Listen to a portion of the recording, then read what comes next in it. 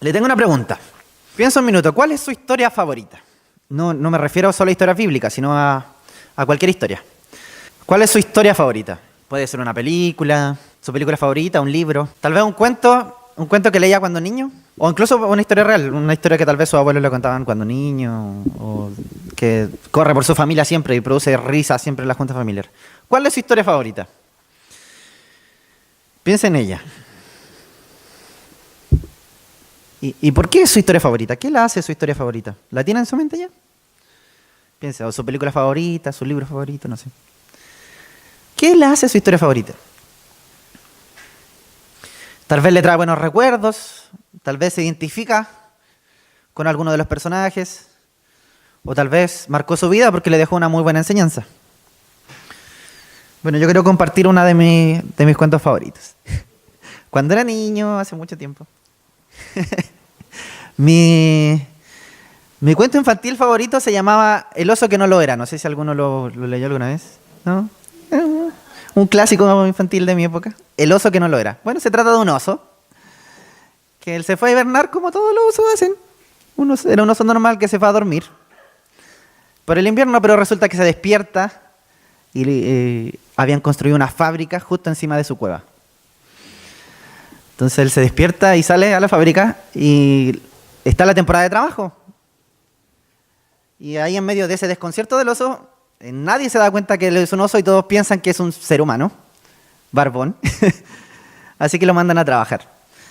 El oso se defiende, el oso explica que él es un oso que no tiene por qué trabajar. Los osos no trabajan en la fábrica. Pero los jefes insisten, lo llevan a entrevistarse con los jefes de la fábrica, se entrevista con el capataz, después el gerente, y así, sigue subiendo por toda la empresa hasta llegar al presidente de la empresa. Todos le dicen que él es un humano que solo necesita afeitarse, que él tiene un abrigo de piel encima y que más encima es un hombre tonto y porfiado. Después de toda esta historia, al final el oso le cree a lo que dice la gente y dice, bueno, tal vez soy humano, un humano y estaba soñando que era un oso, pero soy un humano. Y él hace caso, así que lo ponen a trabajar en la fábrica y trabaja meses. Trabaja todo el año. Y al final llega el otro invierno. Y ahí de nuevo tiene ganas irresistibles de hibernar. Su naturaleza de oso era irresistible. Su vocación de oso era irresistible. Bueno, y él se resiste. Sale a pasear y se resiste porque dice, un oso. O sea, yo no soy un oso, soy un humano y los humanos no hibernan. ¿Ya? Va allí, empieza a nevar en el invierno. Y el cuento termina contando que el oso se quedó tirado en el campo, en medio de la nieve, porque no sabía qué es lo que un hombre que no se ha afeitado, que tiene un abrigo de piel y que es tonto, tiene que hacer cuando está nevando. No sabía que hacía un hombre en el invierno. Después de este momento de reflexión, el oso se pone en pie, busca una cueva, que de hecho dice ahí que el oso sintió que estaba calentita, y se echa a dormir enseguida. Y feliz. Y soñó dulces sueños de oso, como todo eso hibernando sueña. Él llega a la realización de que él no era un hombre tonto. Y de hecho, tampoco era un oso tonto. Cuando estaba pensando en esta cosa de mi historia favorita, me di cuenta que, de hecho, esta historia me gustaba cuando niño, pero me siento muy identificado con la búsqueda del personaje, de su vocación y de su identidad. Y de hecho, es una historia bastante familiar para mí hoy día y mi proceso. Es claro que las historias nos hacen reflexionar. Las historias nos hacen identificarnos, nos dan lecciones y nos inspiran. Bueno, en su libro, el evangelista Lucas nos cuenta hoy una historia real. Pero de hecho él cuenta la historia más maravillosa jamás contada. En todo su evangelio él cuenta la historia más maravillosa jamás contada, que tiene el personaje más grande que jamás ha existido. Él probablemente escribió su evangelio alrededor de los años 70, después de Cristo, en el primer siglo, no los años 70 de ahora de la onda disco, no. En el primer siglo, alrededor de los años 70, probablemente 30 años después de la muerte de Jesús. Él investigó mucho, él leyó, probablemente se basó en el Evangelio de Marcos, que ya había sido escrito, y muy probablemente también entrevistó a los discípulos y a la misma María, que era el personaje de nuestra historia de hoy. Probablemente la entrevistó personalmente a la madre de Jesús. Bueno, después de todo lo que Lucas investigó, él, inspirado por el Espíritu Santo, él seleccionó historias y las escribió en su libro, que es el Evangelio que estudiamos en esta serie. Recuerde que el evangelista Juan dice que Jesús hizo muchas cosas, pero hizo tantas que si las escribieran todas no cabrían libros en el mundo. Por lo tanto, Lucas escoge algunas historias con intención. Él, inspirado por el Espíritu Santo, selecciona algunas historias que tienen un mensaje para nosotros. Él quiere contarnos la buena noticia de Jesús. Él quiere contarnos quién es Jesús, qué es lo que vino a hacer y qué implica eso para nosotros. La historia que Lucas quiere contarnos es la historia del Evangelio, la historia más importante que podríamos escuchar y que tiene un solo protagonista, Jesús el Mesías. Y nos cuenta cómo este hombre es el cumplimiento de todo lo que se había dicho antes en el Antiguo Testamento, todo lo que el Antiguo Testamento había prometido. Nos cuenta cómo Él fue más que un simple hombre, fue Dios mismo que se hizo carne. El texto de hoy particularmente forma parte de la primera sección del Evangelio de Lucas. Y esta sección no está en los otros evangelios. Solo está en el Evangelio de Lucas. Y eso nos dice algo también. El protagonista de la historia que Lucas está contando, Jesucristo, el Mesías, es tan importante que él redacta todo un proceso para su anunciamiento. También nos hace ver que este proceso, Lucas nos hace ver que este proceso no comenzó solamente aquí, en esta historia, cuando el ángel anuncia que viene un Mesías. No. Nos cuenta que este Mesías venía siendo anunciado desde el principio de los tiempos. Entiendo, corríjame si estoy mal, pero entiendo que la semana pasada vieron la historia de el anuncio a Elizabeth y Zacarías, ¿sí? Este sorprendente anuncio, ellos eran ancianos, eran estériles, pero ellos iban a tener un hijo que se llamaba Juan, que conocemos después como Juan el Bautista. Él sería el precursor, el heraldo de este Mesías prometido. Bueno, el versículo 26 comienza 6 meses después de eso. Elizabeth ya tenía guatita, entonces, 6 meses. Y de hecho la historia sigue siendo sorprendente. El mensaje de hoy se basa en una historia de 3 actos. El primer acto inicia cuando Dios envía un ángel a Nazaret, la ciudad donde vivía María. María era una jovencita. Ella estaba comprometida para casarse. Era muy probablemente una adolescente. Estaba comprometida para casarse con un hombre llamado José. Y ese hombre, José, era del linaje del rey David. Eso sí es de recalcar que este linaje era un linaje de gente común, no era un linaje de reyes ya. Era un linaje perdido. No sé si ustedes vieron... ¿Vieron El Señor de los Anillos?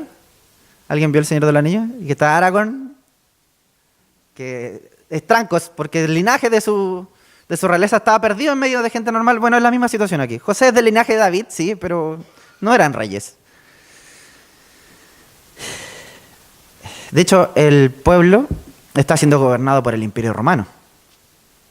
Ellos estaban gobernando en este momento. El ángel, entonces, el ángel Gabriel, saluda a María. Con una tremenda saludación le dice: eres bienaventurada, has recibido el favor de Dios. Y ahí María naturalmente se sorprende. Dice que se perturbó incluso.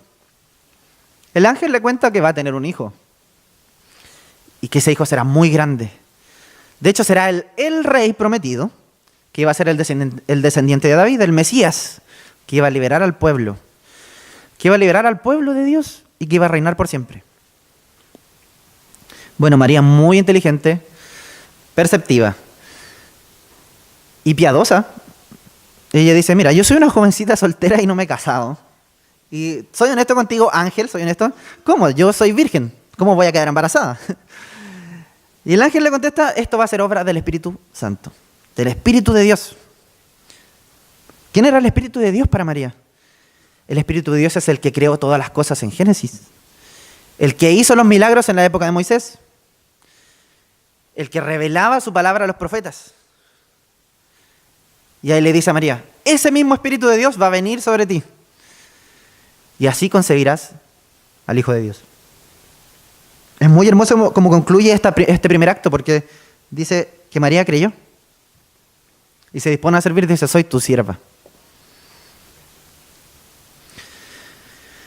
Continuado de esto, en el segundo acto, así, unos días después, María va a visitar a su pariente Elizabeth.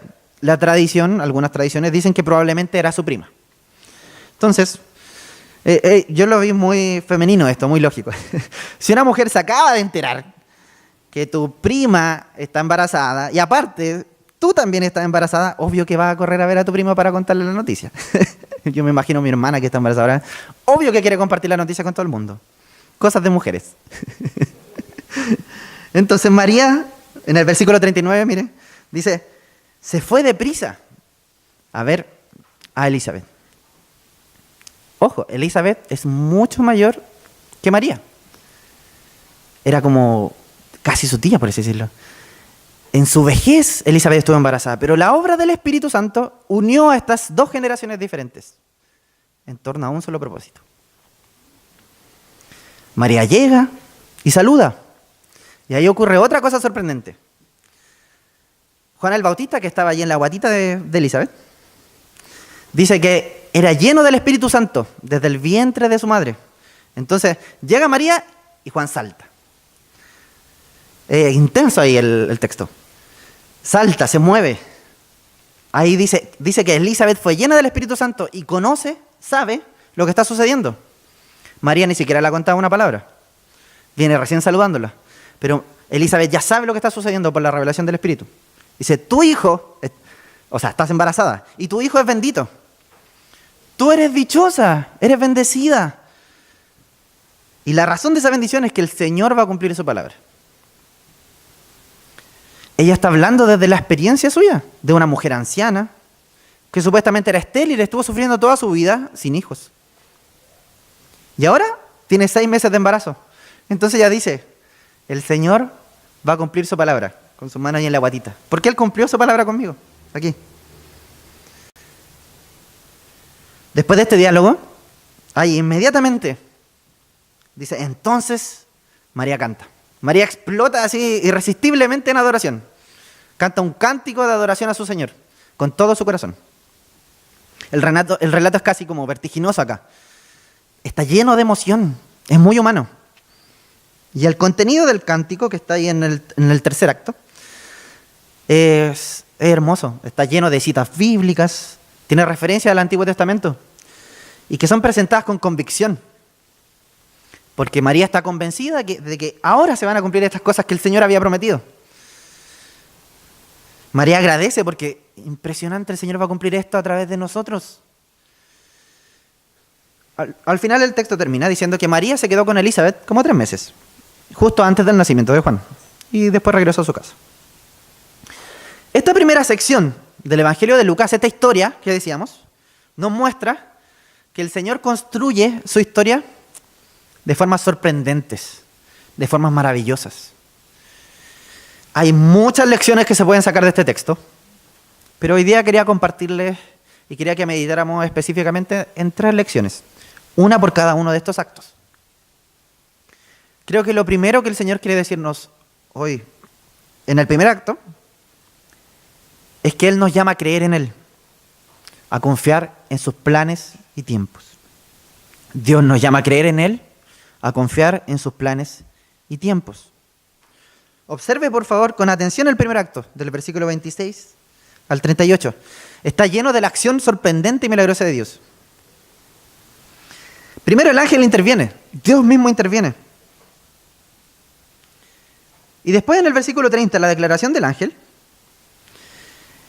empieza a citar profecías del Antiguo Testamento. Dice, le llamarán Hijo del Altísimo. Dios el Señor le dará el trono de su padre David. Reinará sobre el pueblo de Jacob para siempre y su reinado no tendrá fin. El ángel le dice a María que su hijo que iba a nacer era el prometido descendiente de David, que iba a ser el rey para siempre. Era el hijo de Judá que iba a reinar sobre el pueblo de Jacob. Mira el versículo 35. El Espíritu Santo obra milagrosamente sobre María. Dios obra milagrosamente en la redención a través del nacimiento virginal. Hay quienes hoy día discuten el tema del nacimiento virginal porque dicen que es científicamente imposible. Pero creo que nosotros podemos quedarnos sencillamente con que si la Biblia lo dice es verdad. Y de hecho esto venía siendo anunciado por toda la revelación. ¿Por qué un nacimiento virginal? El profeta había dicho, la virgen concebirá y dará a luz un hijo y llamará su nombre Jesús.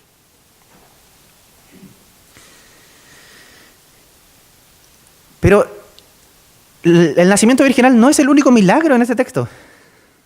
A veces no dimensionamos el tremendo milagro que implica la encarnación, que se le llama, que Dios mismo decidió hacerse carne. Dios viviendo como un hombre entre nosotros. Dios el Creador en las manos de una mujer, siendo amamantado.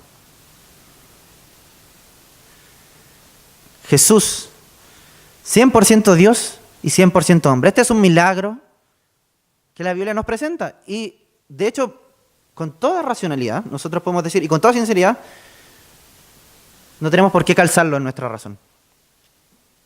La Biblia pretende hacernos explotar la mente con las dos naturalezas de Jesús. Jesús es 100% Dios y 100% hombre, concebido por el Espíritu Santo. Y la respuesta que nos da el versículo 37 es, y sí se puede, porque para Dios no hay nada imposible. Lucas nos quiere mostrar en este primer acto la identidad de Jesús, de ese que había de venir, que Él cumpliría las promesas que estaban prometidas en el Antiguo Testamento. Pero Él no solo sería un guerrero que iba a libertar al pueblo de Dios, no. Él sería Dios mismo hecho hombre. Quiero que nos enfoquemos también en la actitud de María en el versículo 38. Mire, frente a toda esta cosa que con certeza le producía mucha incertidumbre, a ver, sí, son todas mayorcitas. Acuérdense usted cuando tenía 15 años, si usted es mujer, claramente. Imagínese, le dice que va a quedar embarazada. Es desconcertante, imagínese todo lo que está sintiendo María en este momento.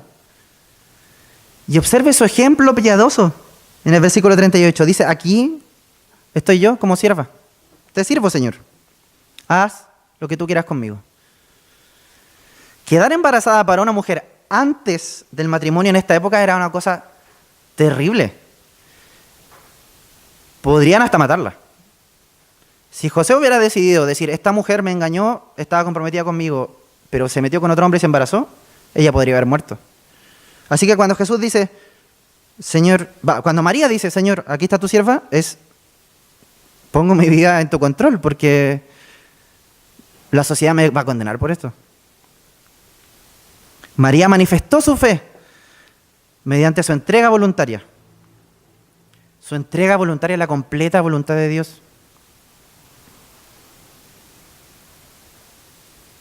Entonces, en este primer acto, el texto nos muestra que Dios interviene en nuestra historia. Dios interviene en la historia y la redirige para cumplir su propósito.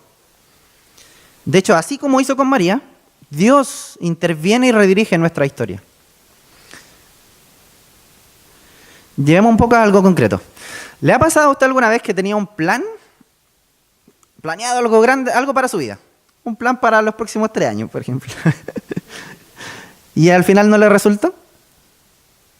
¿A quién no le ha pasado? Pero no solo que no le resultó, sino que después usted mira al pasado y dice, en realidad fue bueno que no haya resultado. Al final fue mejor. Y a veces uno mira al pasado y dice, gracias al Señor que no resultó. Yo creo que las historias de ese tipo sobran en nuestras vidas. Porque la voluntad de Dios es mejor para nosotros que nuestra propia voluntad. Déjeme decirle que generalmente nuestros planes para nosotros mismos no son buenos. Son muy malos planes. Nuestra idea de lo que tenemos que hacer con nuestro futuro y en qué momento tenemos que hacerlo no es acertada. Casi nunca, al menos. Porque nosotros no somos soberanos. No tenemos el control de nada en la vida, somos pequeños. Apenas podemos mirar un poquito más allá de nuestra nariz. ¿Y qué vamos a saber sobre el futuro? María nos sirve de ejemplo, entonces. En medio de este desconcertante anuncio, que hacía tambalear su vida, ¿ella qué hizo? Confió en su Señor y se dispone a servir. Bueno, así el Señor nos llama a mirar el futuro confiando en Él. Mirar el futuro confiando en Él. Nos llama a creer en Él y esperar en sus planes y tiempos. Sin importar lo que sea que estemos pasando. Esperar en su plan y tiempo, que es mucho mejor que nuestra idea. Pero en medio de esa situación nos llama a servir, obedeciendo su voz, confiando en que Él va a hacer su voluntad y que esa voluntad es lo mejor para nosotros. Es rendición, hermano. Rendición en medio de la incertidumbre.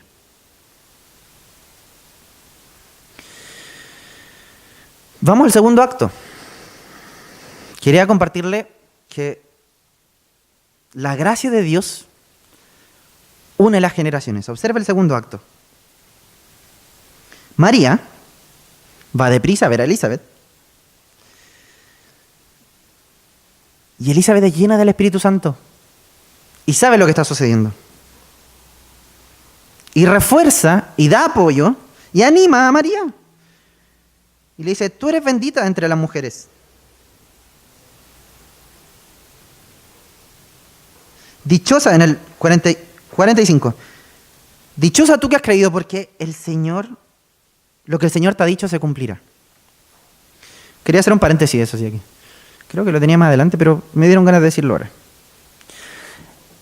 A veces los evangélicos no hablamos de María, porque tenemos miedo que se nos identifique mucho con los católicos, creo yo. Que ellos adoran a María y eso no está bien. La mariolatría, o sea, la adoración de María, no es algo que el Señor nos llama. Solo hay un solo Señor. Pero creo que eso nos ha llevado a veces a un extremo que no es lo que la Biblia quiere decirnos. Porque Lucas puso esta historia aquí para mostrarnos que María sí es un ejemplo de vida. Ella se rindió al Señor como servicio. Entonces, no deje que eso, este es un paréntesis, no deje que esos extremos que han sido históricos en la iglesia evangélica nos cieguen de ver lo que el Señor quiere decirnos en este texto. María sí fue bendita entre las mujeres y ella decidió bien en ese momento. Y es un ejemplo para nosotros en muchas cosas. No es 100% inmaculada, no es santa y perfecta mediadora entre Dios y los hombres, porque ese es solo Jesucristo. Y después sí tuvo otros hijos, para contradecir lo que dicen los católicos, de hecho, porque la Biblia lo dice. Pero en este texto Lucas la pone ahí para mostrarnos que es un ejemplo. Su vida, sus decisiones, su actitud de servicio fue un ejemplo para nosotros. Y más aún, el vínculo que tiene con Elizabeth creo que es algo que debemos admirar. María y Elizabeth tienen edades muy distintas. Pero cuando María se entera de esta noticia, emprende un viaje, no menor. Nazaret estaba al norte de Israel y la región montañosa de Judea está al sur. O sea, ella tiene que haber caminado unos 15, 20 kilómetros, si es que no más. A los pocos días. O sea, fue como lo primero que hizo. La gracia de Dios une las generaciones en torno a un propósito. Esta mujer, Elizabeth, con certeza tenía una relación personal con María. Y era la persona a la que María quería recurrir en esta circunstancia. Creo que esto nos habla a nosotros hoy día muy relevantemente. Creo que tiene dos mensajes. Primero, quiero decirle que si usted ya es mayor y si usted está en los últimos años de su vida, o lo que a usted le parece que son sus últimos años, porque en realidad solo el Señor sabe cuándo va a hacer eso. Pero déjeme decirle que si usted está en sus últimos años, el Señor aún tiene mucho que hacer con usted. El Señor tiene a muchas personas que bendecir a través de usted. Usted es valioso. Nuestra cultura desprecia hoy día al adulto mayor y muchas veces dice que el adulto mayor no es valioso. Desprecia a nuestros ancianos. Pero la Biblia nos enseña todo lo contrario. Usted es valioso porque Cristo le da valor. Pero no solo eso, usted puede ser una herramienta de bendición para muchas generaciones. No porque usted sea mayor, usted no puede aportar en nada. Al contrario. Por ejemplo, veamos el ejemplo de Pablo. Él estuvo hasta el último de sus días predicando el evangelio, preocupado de la misión. Y siendo viejito, ya siendo anciano, le escribió a Timoteo para guiarlo en su vocación pastoral. Al final de sus días, Pablo escribió: peleé la buena batalla, he acabado la carrera, he guardado la fe. Mi querido hermano adulto mayor, de mi querida ex iglesia Primera Viña, el Señor lo está llamando a mentorear. Así como Elizabeth lo hizo con María. El Señor lo está llamando a mentorear a la nueva generación. Guíenos con su ejemplo, guíenos con su sabiduría. Eso es necesario para que no nos apartemos del camino. Compártanos su experiencia, en amor eso sí, porque a veces algunos no son tan simpáticos para compartir su experiencia. Comparta su experiencia en amor. Observe el ejemplo de Elizabeth. Ellos tenían muchos años de diferencia, pero ella se había convertido en la amiga de María. Ella había construido una relación, había invertido en su relación con María. Esta jovencita, esta adolescente pasa por todo esto y ¿quién es la primera persona que piensa para ir a contarle? Su pariente anciana Elizabeth. Mire lo hermoso de esta amistad. Un paréntesis, ojo. No todos los ancianos son sabios, y esto es algo que sí la Biblia nos enseña. Sin importar la edad, el corazón y la mente del ser humano están distorsionados por el pecado.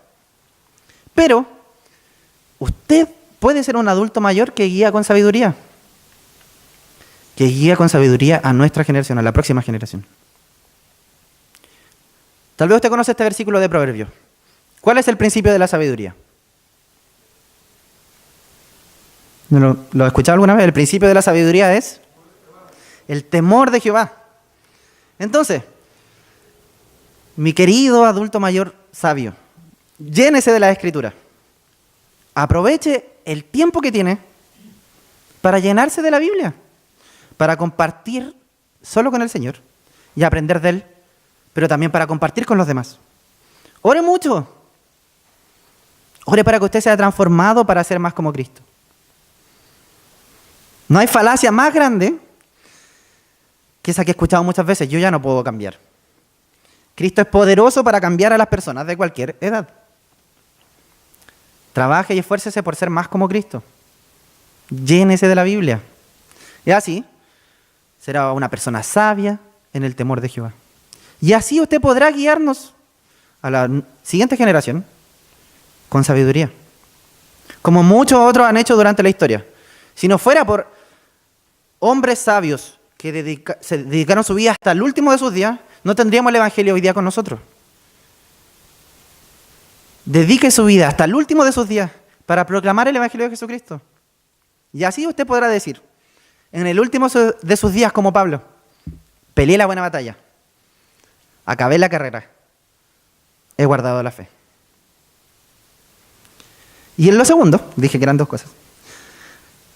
Creo que esta amistad también es un ejemplo para nosotros los jóvenes.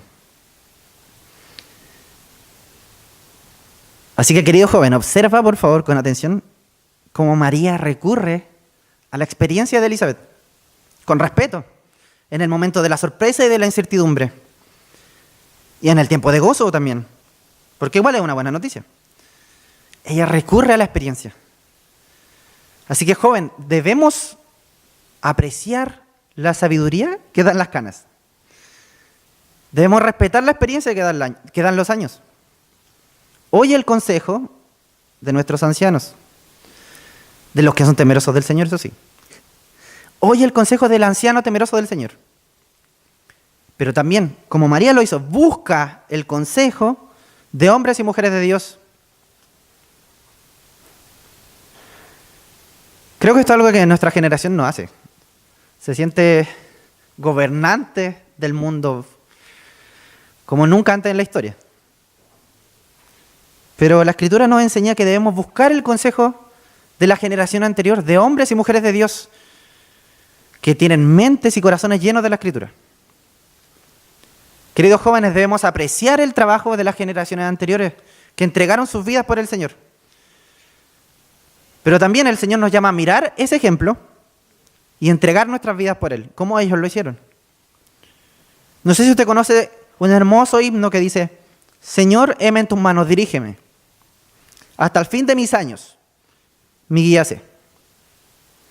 Que cantemos este himno, convencidos que el Señor nos guía como guió a otras generaciones.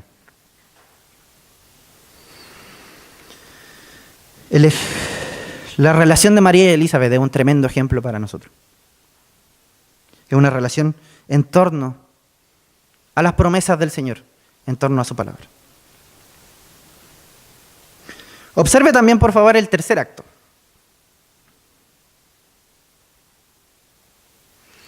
María canta. Y es una de las canciones más hermosas del Nuevo Testamento. Su canto está lleno de referencias al Antiguo Testamento. Particularmente es muy similar, de hecho está cantando, está citando, el canto de Ana de 1 de Samuel 2. Ese lo leímos al principio de la liturgia. Así que gracias al Señor lo leyeron ahí. Pero no solo cita el canto de Ana, sino que hace muchas citas de los Salmos, hace referencia al Génesis, hace referencia al profeta Habacuc.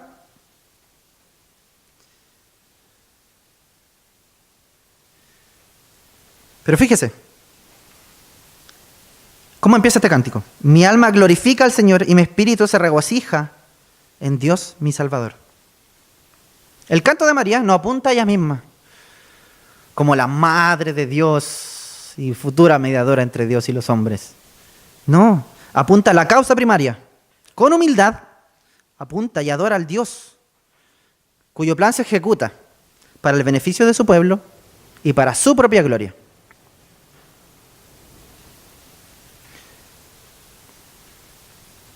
Este cántico refuerza esa idea.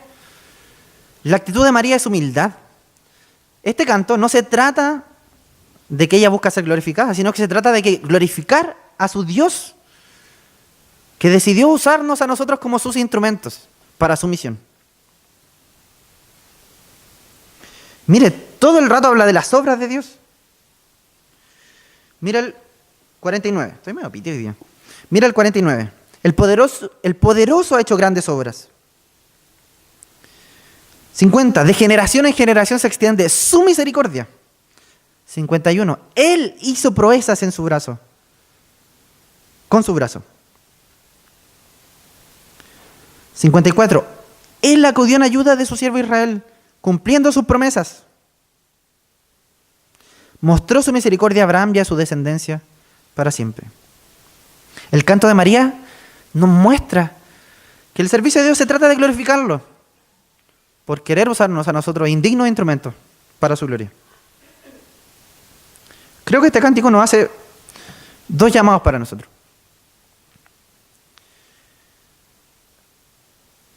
Creo que la actitud de María en esta situación nos muestra que debemos dejar atrás la apatía espiritual. El texto nos llama a dejar atrás la indiferencia espiritual. Frente a la exhortación de Elizabeth, lo que hace María es espontáneamente cantar y adorar a su Señor. Pero resulta que a veces nosotros estamos en la iglesia, a veces nosotros escuchamos la gran noticia del Evangelio, a veces cantamos grandes verdades del Evangelio, a veces leemos la Escritura y no nos pasa nada. Actuamos como si fuera el noticiero del domingo, las noticias de la noche. Pero mire la espontánea reacción de María. Ella explota en adoración, sincera, llena de emoción. El ejemplo de María nos desafía a dejar atrás la apatía espiritual y comenzar a vivir sinceramente una relación profunda con nuestro Señor, para que su evangelio impacte nuestras vidas cada vez que la escuchamos. No se trata solo de que usted venga al culto y cuando estemos cantando una canción le caiga una lagrimita. No, todo lo contrario. Se trata de que si usted está en su casa leyendo La Biblia solito. Usted ve la hermosura del Evangelio del Señor. Y ahí le cae una lagrimita donde nadie lo ve. El cántico de María nos desafía a luchar contra la indiferencia espiritual y buscar la pasión en nuestra relación con el Señor. Pero no esa que se trata de los dones delante de la iglesia, ni de jactarse, ni mostrar esas cosas delante de los demás. Esa en privado donde nadie te ve. Donde tú estás solo con tu mejor amigo conversando del Señor, como María estaba haciendo aquí con Elizabeth. Creo que también, en segundo lugar, el canto de María nos desafía a adorar al Señor. Adorar al Señor en gratitud en medio de todas nuestras dificultades. Gratitud en medio de la dificultad. Porque seamos sinceros, hermanos, la vida no es fácil, la vida de nadie es fácil. Muchas pruebas nos vendrán. Creo que ya lo he dicho antes, pero si alguien le dice que su vida va a ser fácil por ser cristiano, le está mintiendo. Con todas sus letras. La vida del cristiano tiene sufrimiento. Enfrentamos pruebas como todos. Enfermedad, pérdidas. Mucho dolor. Y sobre todo a veces uno como cristiano dice, no entiendo por qué el Señor está haciendo esto. No entiendo por qué el Señor se llevó a mi hijo. O no entiendo por qué mi esposo o mi familiar está pasando esto.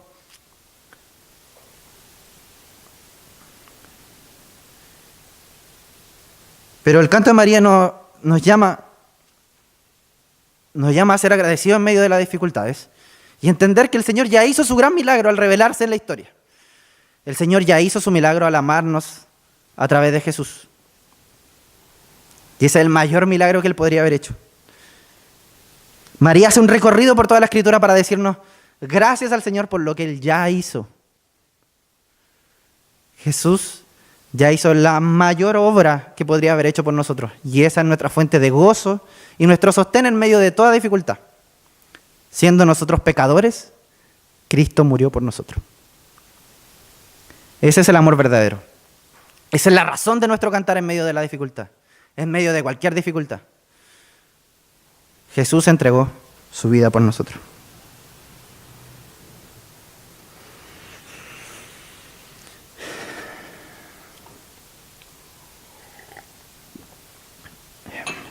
Mis queridos hermanos, este hermoso y maravilloso texto nos muestra que el Señor construye su historia de maneras sorprendentes y maravillosas. En medio de nuestras dificultades, en medio del dolor, en medio del sufrimiento y de lo inexplicable, el Señor está gobernando y construyendo nuestra historia. Le invito de todas formas, como es muy largo, le invito a que después usted relea este texto en su casa, vea esta cosa que le digo de las citas del Antiguo Testamento, revíselo, es un texto hermoso y maravilloso.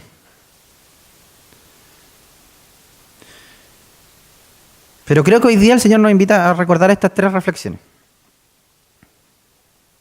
El Señor nos llama a creer en Él, a confiar en su plan y en su tiempo.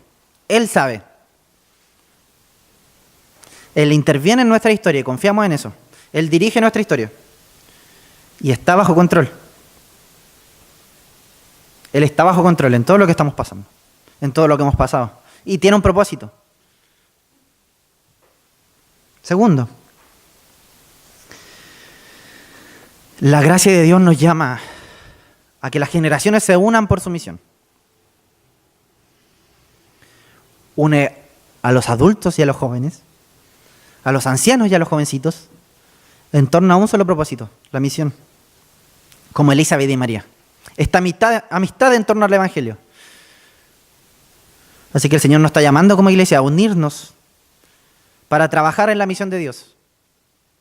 Y eso es para todas las edades. Trabajar en la iglesia no es solo para los jovencitos, no es solo para los adultos. Es para todas las edades.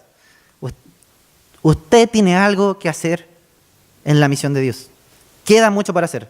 Y el Señor lo está llamando a usted a trabajar. Y en tercer lugar, el Señor nos llama a adorar en gratitud. En toda circunstancia. Roguemos al Espíritu que venga a nuestra mente y corazón para dejar atrás nuestra apatía espiritual, nuestra indiferencia. Y así adorar al Señor con pasión en medio de cualquier circunstancia. Pero sobre todo motivado por la verdadera razón. La razón que María nos presenta aquí también, en su cántico. Dios ya hizo el milagro de revelarse. El Señor ya hizo su más grande milagro en nosotros, sin importar lo que estemos pasando, que es salvarnos a través de Jesucristo. El Señor construye su historia, construye nuestras historias de forma maravillosa y sorprendente. Así que déjese sorprender, maravíllese, mire con sinceridad y vea la obra del Señor Jesucristo. Y cante en gratitud y hasta el último de sus días por todo lo que el Señor ha hecho en nosotros. Que el Señor bendiga su palabra.